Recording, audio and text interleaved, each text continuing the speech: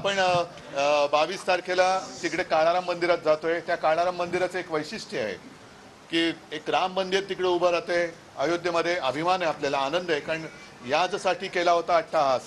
कितीतरी कारसेवकांनी रक्त सांडले, शिवसेना प्रमुखांनी सुद्धा सगळं भोगले सोसले, अनेक शिवसैनिकांनी तुरुंगवास भोगलेला आहे, बऱ्याच काही गोष्टी झालेल्या आहेत। म्हणून जे एक स्वप्न होतं ते कोर्टाच्या आदेशामुळे तिकडे पूर्ण होतंय।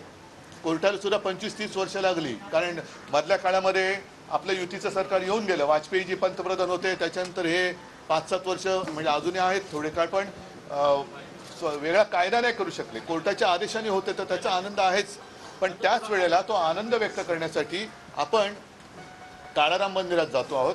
कारण काळाराम मंदिराचं सुद्धा एक वेगळेपण आहे की राम हा सर्वांचा आहे, राम हा माझा पण आहे, राम हा सगळ्यांचा आहे, यांचा आहे, त्यांचा आहे, तुमचा आहे, आमचा सगळ्यांचा आहे।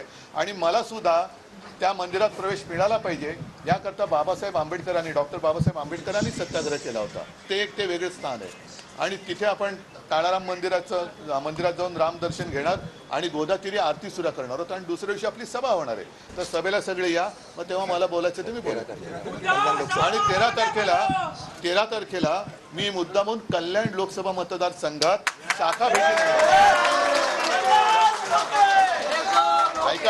ऐका 13 तारखेला भाषण करायला नाही येणार। 13 तारखेला मी तुमच्यासारख्या असंख्य कार्यकर्त्यांना माझ्या शिवसेनेच्या शाखेत कल्याण लोकसभा तो कार्यक्रम पूर्ण जाहीर केला जाईल आणि दिवसभर मी कल्याण लोकसभा मतदारसंघात विधानसभेप्रमाणे शाखा भेटी करणार आहे। काही शाखा ज्या ठरवल्या जातील ते जाहीर केल्या जातील।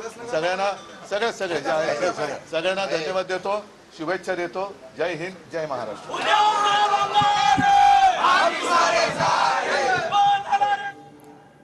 तर उद्धव ठाकरे यांनी या ठिकाणी माहिती दिलेली आहे की 13 तारखेला ते कल्याणमध्ये शाखा भेटी देणार आहेत आणि 23 तारखेला त्यांची सभा होणार आहे नाशिकमध्ये। 13 जानेवारीला कल्याण लोकसभा मतदारसंघामध्ये आपला दौरा असणार आहे असं उद्धव ठाकरे यांनी यावेळेला म्हटलेलं आहे।